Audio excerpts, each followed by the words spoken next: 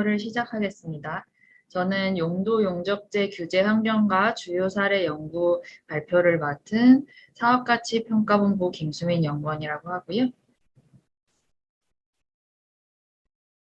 네, 오늘 발표의 순서는 첫 번째는 용도 용적재의 의미를 살펴볼 거고, 그 다음엔 규제 형태가 어떻게 되는지 간략히 비교를 해보실 거고요.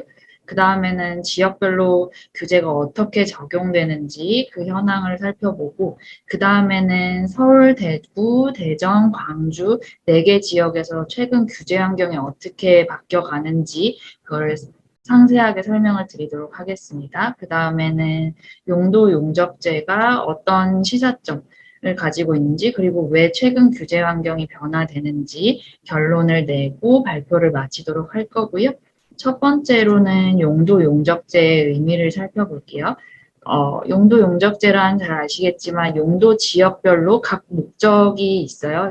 그 설정된 목적을 달성하기 위해서 각 도입시설, 즉 주거복합시설에 따른 혼합 비율이 있어요. 오피스텔이 얼마 지어지고 상업시설이 얼마 지어지고 그 혼합 비율에 따라서 전체 용적률 또는 주거시설 용적률을 차등 적용하는 규제 형태고요.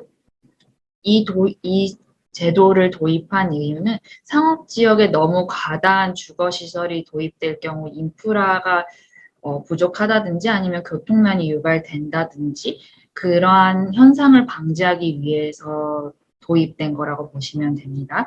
이 규제 같은 경우는 처음에는 2000년도에 서울시에서 최초로 도입이 됐고요. 기본 규제 형태는 상업지역 내에 기본적으로 용적률이 규제되는 것에도 불구하고 주거복합시설을 지을 경우에 전체 연면적의 오피스텔 또는 주거용 시설 비율이 증가할수록 전체 용적률 또는 주거용 시설에 적용되는 용적률을 줄이는 형태입니다.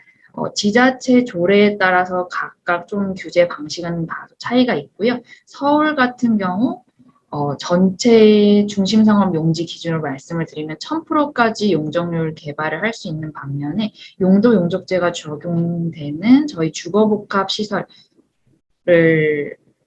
건설을 할 경우에는 중심상업 용지에서는 20%까지만 주거의 용도 시설이 들어가고 중심상업 용지에서 400%까지 개발이 되게 됩니다. 그래서 서울을 다시 한번 말씀드리면 기본 상한 용적률은 600%에서 1000%.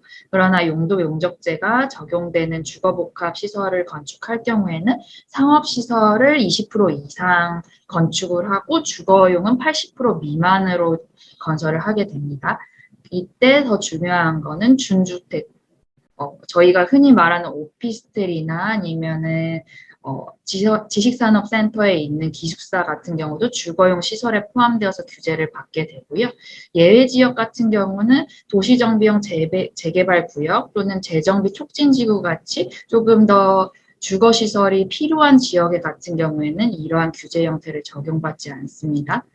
부산 같은 경우는 주거의 용도 시설을 10%만 채우면 되세요.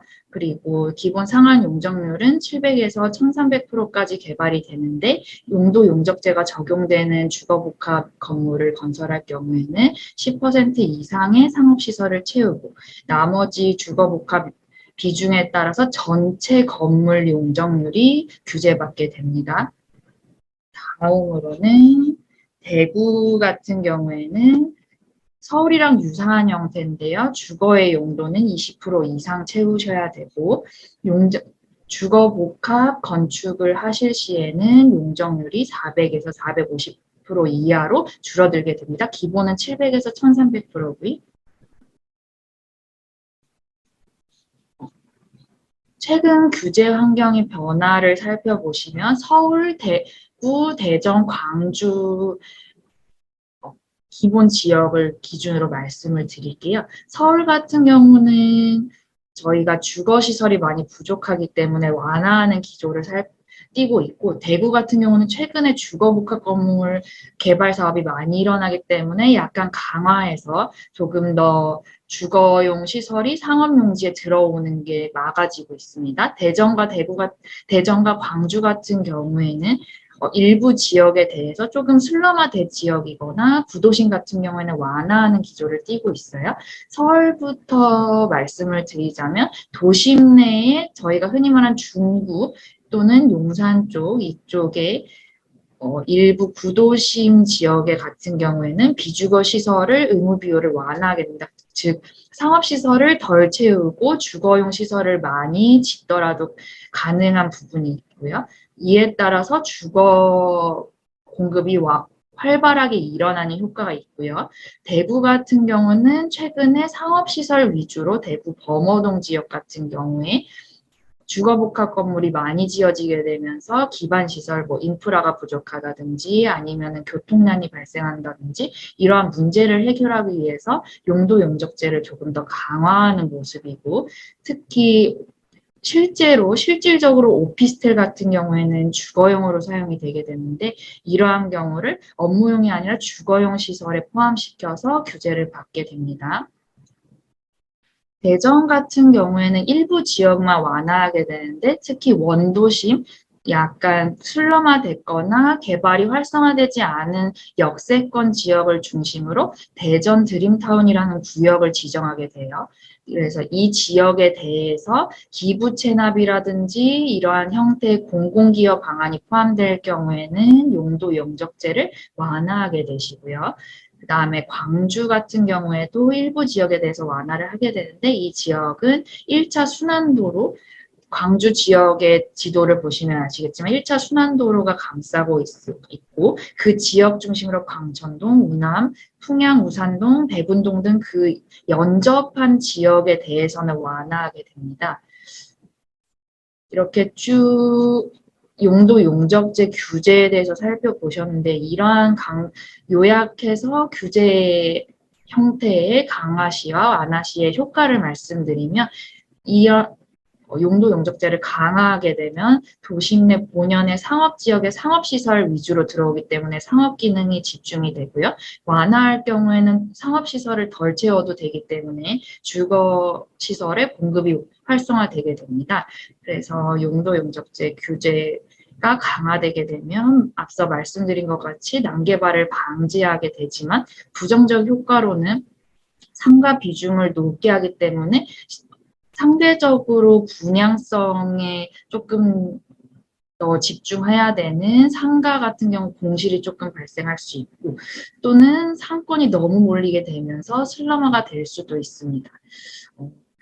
반대로 완화하게 되는 경우에는 긍정적 효과로는 주거 부족 문제 같은 이러한 서울에 많이 발생하는 문제가 해소될 수 있으나, 부정적 효과로는 주택이 너무 과잉 공급하게 되므로 인프라가 부족하다든지 학교가 부족하다든지 또는 교통난이 조금 더 유발된다든지 이러한 부정적 효과가 발생할 수 있겠습니다.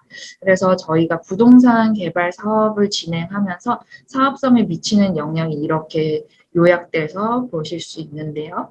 여기서 주거시설, 이러한 저희가 지금 앞서 계속 말씀드린 용도 용적제는 주거 복합 건물을 개발할 때만 적용되는 부분이므로, 이러한 다른 물건보다는 주거 복합 시설을 개발할 때 신경 쓰셔야 될 제도예요.